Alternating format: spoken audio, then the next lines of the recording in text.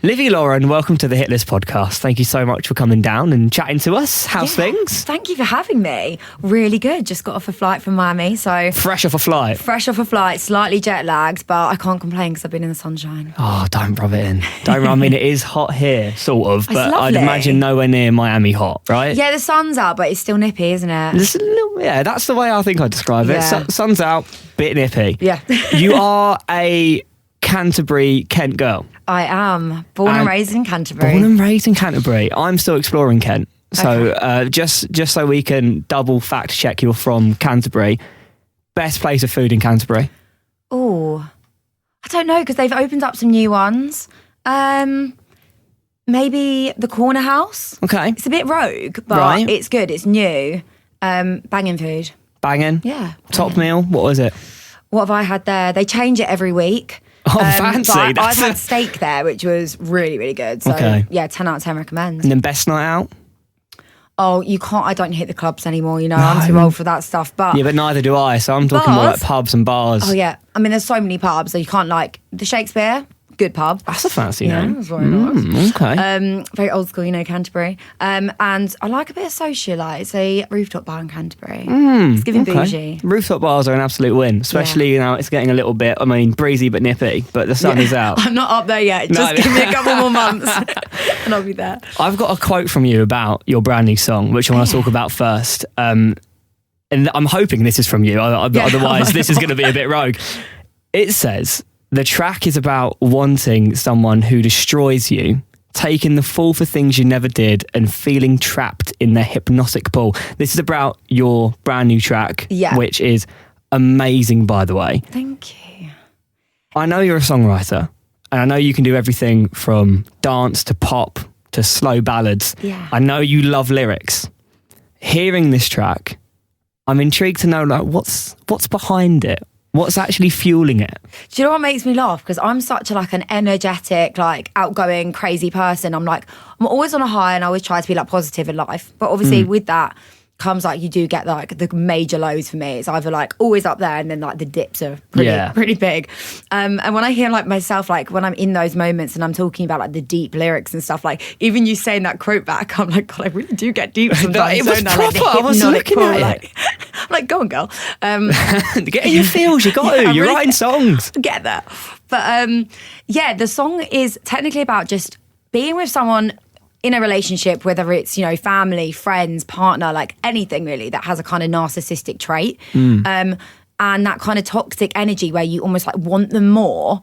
So you just end up remaining in this cycle where they're treating you badly, but because they treat you badly, it's like, I really want you more. And it's this like hypnotic thing where they can just manipulate your mind, change your way of thinking. And it's just toxic energy. So that's the song's kind of about that. And the pre-chorus obviously talks about just needing time to breathe and step away from it. And when you feel like you've finally taken that step and gone, okay, just breathe, you then just absolutely lose it, which is obviously the chorus, like losing it again, just bopping off, basically going mad, and then again straight into that cycle of pain and torture and like the things that you're going through in the relationship mentally. So yeah, that's what the song's about really, which is quite deep, but I try to kind of bring it so it sounds a bit more uplifting and is a bit of a headbanger for people in the car in summer. Yeah, why didn't you want to write it slowly? Because I was listening to one of your slower pop ballads. It was a collab that you did, I think, a couple of years ago. It was amazing, by the way. Really great. And I was listening to that and then almost like in complete contrast put on Losing It Again. And I was like, oh my God, she can do both. Yeah. But they're both just as deep.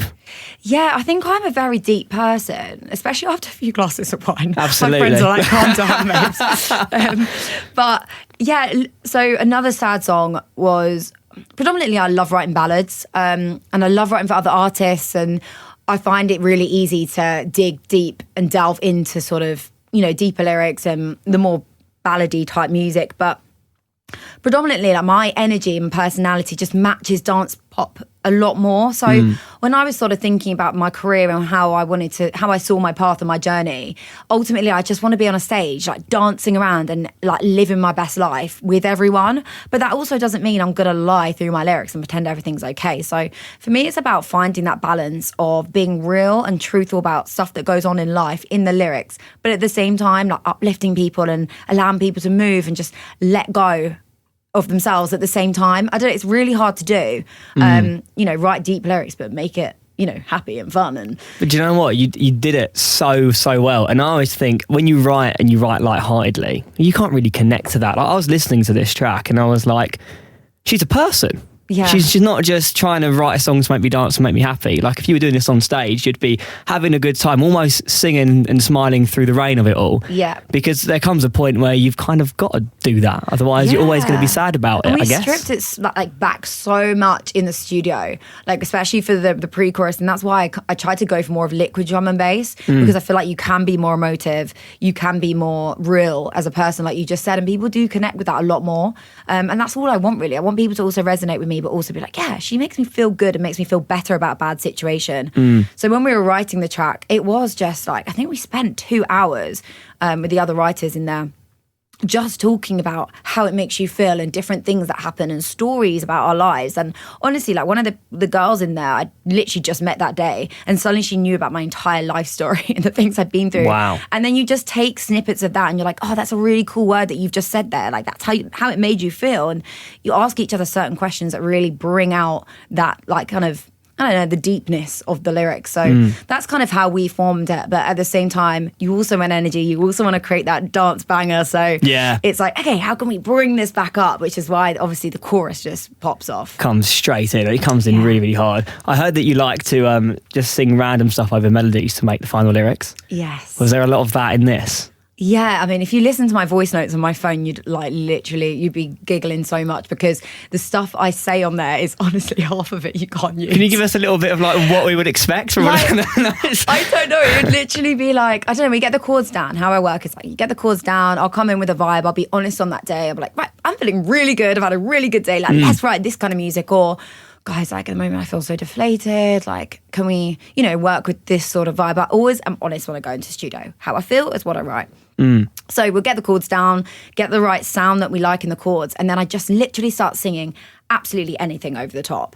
And half the time, none of it makes sense. And then I'll pick out one word and go, oh, that's a really nice word, or that melody works really, really well. It could literally be like anything, like chilling in the sunshine, and then you're like, oh, oh, that sounds cool. How can we like write how I'm feeling with that melody? And it's literally like just that, and half of it, like I just sang there, just doesn't work. And then that quite catchy, and you're like, that's cool. And that's literally just how I do it, to be honest with you. It's like Lego blocks, isn't it? That. Do you know that's how Chris Martin wrote Yellow? Oh, really? Fun fact. Yeah, I was watching the Coldplay documentary the other day, and he said that he felt a load of pressure to write a song, and he went outside because apparently the stars looked nice, and he just started singing the the stars, all stars, and then the first line came, and then Yellow was created. So there you are. Yeah. Something in common with Chris Martin there. Do you know what? I like it, like when every writer, every artist does it different ways, but I think you do need to like predominantly connect yourself with people that write in a similar way to you, because otherwise a lot of people see it as like such strategy, and start with this and then we add this and let's really like write poetry first, and do you know what, it works for different people, but for me, like that's just not real, because it's so overthought. I'm just like, you are making art, but yeah, you're overthinking it. It's like, how do you resonate with that? I'm not gonna sing Shakespeare. Do you know what I mean? And that's sometimes how it feels, because if you listen to someone and they're not using, day-to-day lingo and stuff like that, you're like, well, that's not real. That's clearly overthought. And I'd never say that sentence in person. So for me, it's how do I say stuff in my lyrics that I genuinely would say out loud? And that's why I just talk and I just babble and I just sing. Just babble. I just babble away. Babble away. There we go. We've got a song title there. Babbling. Just babbling. Yeah. Because I think as well, that's what I find weird about some of these artists that now work 9 to 5, which is ridiculous in what I think an artist does. If you say I'm going to start at 9 a.m, I'll finish at 5, because are you almost restricting those hours for creativity? Like artists work through the night. Do you find like you find more creativity when you're just out and about, or do you think sitting in a studio itself is actually quite restrictive? Yeah, a bit of both. So technically where I earn the most money, I suppose, at the moment is I write vocals for DJs to use, and I sell my vocals to them. So I write the top lines, the melodies, the female vocals, record it, sell it. Oh, wow. And I do that from home. So I've got my little studio at home, and I'm in my own space there. I'm so comfortable. I can be, as adventurous with the lyrics and melodies as much as possible. I can write stuff that I'd never use. I would never want to go out as Livvy Lauren, but I write it and I'm like, that's really cool and creative, and someone else will want that. So I like having my own space in that sense. But when it's for me, I do think the best work comes when you collaborate with other writers and other, artists and things like that. So going into the studio is the best way to do that, because you're, all in the same space. But I don't start work in terms of writing until at least gone midday. Really? Because I'm not a morning person, so there's really no point as soon as I wake up trying to be creative, because my brain's been dead throughout the night. Like, you can't just wake it up and be creative. Maybe if you're doing a 9-to-5 normal office job where you just sit down and it's facts and figures, but with creativity you need like that space in the morning to just get used to life again. Yeah. Actually wake up. I don't start work until midday at least, and most of the time I've had sessions start at Abbey Road. I've gone there, and I think I was working on my last single, Felt Love, in Abbey Road, and I got there at, I think it was 9 p.m, and then I worked till like 1 a.m. We're just finishing some stuff off, because the guy as well that was like producing it was like, yeah, my brain doesn't work till like 9 p.m. So what songs would we not know that your voice is on right now? Maybe Felt Love. I don't know. It was played quite a lot. It was actually featured on Love Island. I was going to say, I have a clip. Yeah. I have a clip which it's a good one. There's a lot of people that won't know this, but there was a moment, you and your mum, in your lounge, you were watching Love Island, potentially intentionally, because I think you knew, I right? had seen it at this point, but my friend had told me, so I wasn't even watching it when it came out. My friend actually called me and was like, I swear this is your song. And it wasn't even released at that point. They didn't tell me. What? No, my manager sent it to the Love Island team, and basically just for feedback. I'm a new up and coming artist. I didn't expect anything to come from it. And then the only person I'd showed this song to, again, it wasn't released, was my best friend. My best friend happened to be watching it at the time. She was like, called me and was like, I swear this is your song. Started playing it. I was like, oh my God, yes, my song's on Love Island. On the phone to the record label, I'm not joking, I spent all night trying to get that single out in 24 hours. We made it happen, but it's like unheard of. It was an intense night, but one of the most insane feelings in the world. So and then I showed my mum, and she's just like my biggest fan, that woman. Honestly, she's so emotional, which is why I love her. She's so proud of me. But I was like, I have to get this on, Cam, because I knew she'd be like an emotional mess, and so excited for me. Well, I've got the moment here, just for anyone listening right now who's like, what happened? This is the moment that your mum really kind of realised, because it took her a while. She was like, this sounds like you. And then it kind of like clicked. Yeah, it actually sounds like you. It is me. It's you. Yeah. Oh my God. It's brilliant. Oh so good. Listen to her. My song played on Love Island.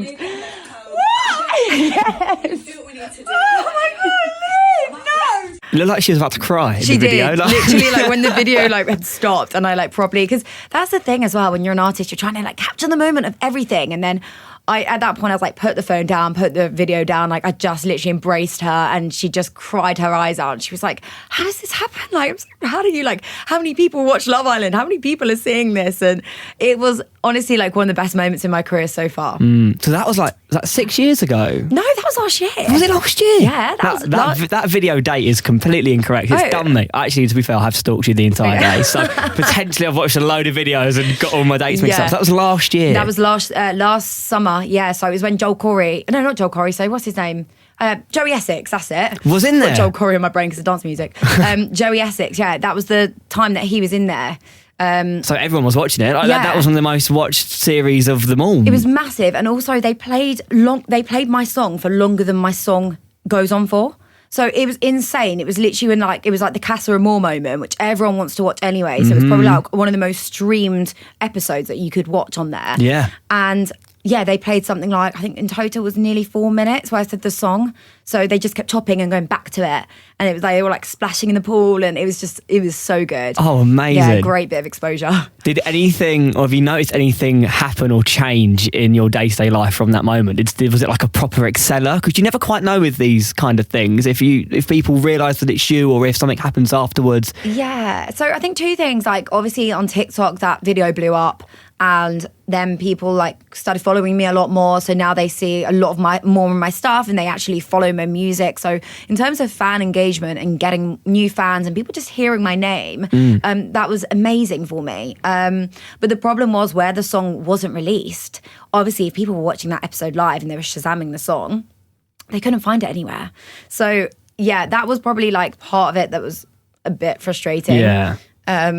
Unless people watched it on catch up, I would say like they just couldn't find the song. So yeah, it didn't really do me any favors in that sense.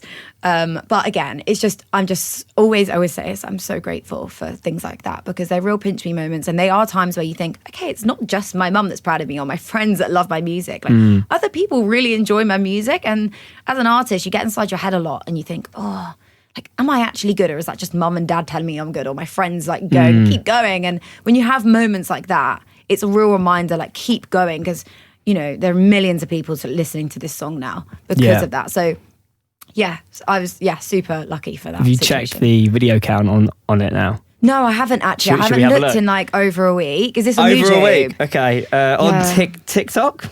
TikTok. Should we have a little look? What, for the Felt Love? For your video on TikTok, I think of you it's and your 3 mum. million. Should we have a look? Livvy Lauren. You're going with 3 million. I'm going with 3 million. I think that was, but I've posted the video again, and that's got another 2 million. So I guess the total's probably a little bit. So I guess so the one that you've pinned, yes, still 3.3 million. 3.3 million. So you posted it again. Yeah, and I think that got a couple of million. So you've got about 5 million. Yeah, I've watched that video alone. I think my mum's just made it viral, not the song. Thanks, mum. Just your mum in bed, just watching the same video. I know. My mum's like, oh my God. She was like over the population of Kent and England, the UK, or not the UK, but what is it, like our county, Kent. Yeah, over that is like, watch this video basically when you look at the stats. And she was like, oh my God. She's not on social media or things like that, so the thought of her face doing that in front of so many people, she's like traumatized for life. Oh, what an absolute moment that is. Yeah, so big. What's the next moment in your brain that you're trying to chase? Well, I actually did with another sad song, the ballad you were speaking about. I was actually on the Will Young tour for that, so that was really, really cool. And I think in the future I'd like to do some more start warm-up acts. What's it called? Support acts. Yeah, thank you. I'd like to do some more support act stuff, especially for the more of the dance music, because it was amazing. I got to come out on stage, and sing a ballad, which is where I can really show off my vocals and get into it. And it was such a surreal feeling being able to do that. But again, I didn't feel like it was really me. Like, I wanted to run on stage every time, and I was like, Liv, compose yourself, because you're about to sing a ballad, and I can't come on and be like, hey guys, how you doing? And then like get into the roots of the song. So you've got to come on with like you're in Adele. Yeah, you've got to kind of grace the stage rather than run across it. Literally. Like, so nice ball. What did you wear, like a nice ball gown, or no? That's not really your vibe, is it? Ball gowns. I'm a bit of a princess in life. My partner would say that, but in terms of like how I look, I'm very like rough and ready. Let's go. Jeans. Cool vibes. Yeah, jeans, baggy top, that sort of thing. So no, I did try and make myself a bit more glam. I did have to think every time, because all my outfits don't suit singing a ballad. So I really had to work hard on creating something that looked a bit more like sleek and sophisticated. Going shopping. Yes. Had to work hard going to Blue Water. I did. I'm not going to lie. Gracing the shops. Yeah, and also not clashing with Maddox on stage, because he just comes out and he's such a chill guy. He literally comes out in whatever. But I wear like quite bold colours. I remember one day I come out in this like full green outfit, and I looked at him. I was like, we're going to clash on stage. So he went to Primark and literally bought like another t-shirt right beforehand, and he was like, is this shade of grey or green okay? And I was like, yeah, that'd be fine. Did you not give him the option for you to change? Absolutely not. No, absolutely not. And he knows that, and he absolutely loves that about me. So I'm like, if this is how I'm feeling, I've got this outfit now, This is happening. This is happening. You need to make it work. And he's like, yeah, cool, Liv. Like, let's just keep you happy, babes. So the last thing that I feel like as a brand new artist, Yes. as somebody that we love loads here on the hit list, it's good to try and dive into your personal world, your personal thoughts and personal views. And I have realised that you used to love Twitter quite a lot. Oh God, did I? 'Cause I don't even use it anymore. No, you don't. You've Oh, no. disappeared on the 24th of the 11th, which is a couple of days before my birthday, in 2020. You vanished from Twitter. So we've almost had 4 in a bit years with no Livvy Lauren on Twitter. You did 3.1 thousand tweets. Did I? 3.1, yeah. That's just when I was younger, and honestly, I dread to think what I put on that. Well, I've got a few of them, and I just want I want you to explain potentially the thought behind this version of Livvy Lauren back in 2019. So it was like 6 years ago. Yeah, I was a little child. I was 20 then, but I don't even think I probably posted that much at that point. I think I mainly was posting when I was at like secondary school. Well, there was quite a few to go through. Okay, let's go. So I mean, the first one, I think this is quite an obvious one. You tweeted, "I fancy Lewis Capaldi's voice so bad?" ? Why the question? I'm not too sure of the question mark. This was on the 5th of the 4th, 2019. Imagine if Lewis Capaldi's listening to this. Imagine if he goes back on Twitter and has a little retweet of that. That would be great. And this was about someone you loved era, so I'm going to guess Lewis Capaldi fan. Yeah, massively. Everything about him, again, he's such a real artist. He is who he is, and I love that about him. But yeah, he has got a sexy voice, hasn't he? He has got a sexy voice. I can't lie, so I totally relate to that younger Liv. Yeah, she was right, because I also fancy Lewis Capaldi's voice. It's the question mark at the end, though. Why It's like, did I put that? I think it's almost like you're teasing him. You're like, do I? I think I Don't I? maybe I do. I think I fancy him in general, though. I mean, you're not just fancying him. He would just make me laugh so much. That's Like, what I'm if he talking took me about. out on a date, you'd be like, he's a keeper because he's so funny. I can't believe his other girlfriend went back on Love Island. Oh my God, Did you not? yes. Because she went back, didn't she? In like 2022 or something. She was like, "I've had enough of your fame. I'm going to go and..." Lewis, I'm here. We are joking, available. actually You've got a wedding. Yeah, but Lewis, if you want to join, you can be a 3-way, I'm sure. He will give you a bigger castle, I'm pretty sure. Yeah, probably, yeah. And you might be Might have able a to bit more keep money. it. Yeah. Exactly. Very true. Is there a track of Lewis Capaldi's you think you would like to sing or would ever sing if you were going to go back on tour? And be even a support act stage show? Would you put it in your opener? I don't know. I love all of them, but again, they're more slower ballads. So I don't think it would suit who I am right now. Yeah. But obviously, if he said to me, Liv, you want to collaborate, I wouldn't say no. I will come down to your tempo if we can get a track out. Exactly. You know it'd be going viral. Yeah. And I will accept a date from Lewis Capaldi, 100%. Fine, okay. Next tweet. Okay, God. From the 31st of August 2019. You were very active in 2019 on Twitter. There's lots of tweets. What was going on in my life? You tweeted, "Wow, being ill has really worked a wonder for my diet. 3 chocolate bars and a bottle of red later." And that was it. Was there a photo with it? No, there was no photo. God. So don't worry. Yeah, I was like, I can just picturing me there, like, oh God, drowning my sorrows. Is that your normal remedy for being ill? 3 chocolate bars and a bottle of red? Is that? I would say a bottle of red is my remedy for most things in life. But I'm actually, obviously, because I'm getting married, I'm actually on like a bit of a plan at the moment. I think you were as well then, yeah, but it still a different creeps in. type of plan. But yeah, when I'm ill, I crave the sweet stuff. I can't help it. So yeah, that I can still relate. Again, I still relate to you, Liv. Still 6 years later, What a still tweet. doing it. So you're on another fitness plan. Yes, but it's definitely not chocolate. It's high protein. Is it? Go to the gym all the time. So yeah, if my trainers are listening to this, they're going to be like, well done, Liv. We've made progress. Yeah, you've made progress. How You've long, moved on. How long have we got between now and the date you've got to be ready by? I've got 2 more months, so it's quite a long-term one because I gave myself 5 months. To get in the dress? Yeah, I just want to get in shape and feel amazing. So yeah, I love the gym anyway because I'm just so energetic. I have to like burn off energy. But this one is definitely like a lot more intense. Although I have just had a week off in Miami. They did allow that because obviously the amount of alcohol I was drinking, I'm like, I'm not going to be able to stick to this. And I wouldn't want to either because, I'm in Miami. You're in Miami. You're having good fun. You're at a music thing. You've got to have fun. Living my best life. So are you also doing that thing where you buy the dress a size sizes smaller to then fit in it? No, I've had a disaster. So, I've got my dress, designer dress, coming from Australia. Wow, And fancy. yeah, very excited, but you have to order it a year in advance. Shut up. Why? Yeah, because they make it from scratch, essentially. And I can't give too much away because if my partner listens to this, he'll be like, oh, that's what your dress is like. But, but basically, where I'm quite a curvy girl, my glutes are bigger and like I've got a tiny waist, which I'm lucky for.